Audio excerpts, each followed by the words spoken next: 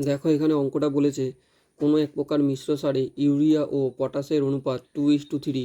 এরূপ 20 কেজি মিশ্র সারে 1 KG urea মেশালে নতুন অনুপাত কত হবে? তাহলে আমাদের মিশ্র সার হলো 20 কেজি, তার মধ্যে আমাদের বার করে নিতে হবে ইউরিয়া কত আর পটাশ কত। তাহলে আমাদের 20 কেজি মিশ্র তাহলে ইউরিয়া আছে হলো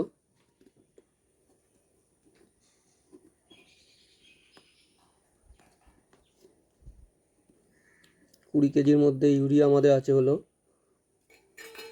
2/5 সমান 8 কেজি হলো ইউরিয়া আছে। আর আমাদের পটাশটাও এরমভাবে বার করে নিতে হবে।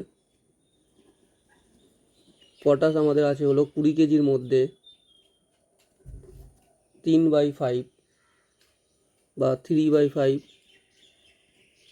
5 দিয়ে আমরা কাটলাম, 3 4 12। তাহলে আমাদের পটাশ বেরোলো 12 কেজি। এখানে লাইনটা ভালো করে দেখো, বলেছে যে 1 কেজি ইউরিয়া মেশালে 1 কেজি ইউরিয়া মেশালে, তাহলে আমাদের ইউরিয়া বেরিয়েছে 8 কেজি, এর মধ্যে আমরা আরও 1 কেজি ইউরিয়া মিশিয়েছি, তাহলে আমাদের টোটাল হয়ে যাবে এটা 9 কেজি। তাহলে এবার বলেছে নতুন অনুপাত কত হবে? তাহলে আমাদের ইউরিয়া বেরিয়ে গেল হলো 9 আর পটাশ বেরিয়ে গেল হলো 12। এটাকে আমরা আরও ছোটো করতে পারি। ছোটো করলে আমাদের হবে এটা 3 দিয়ে আমরা কাটবো, 3 3 9, 3 4 12।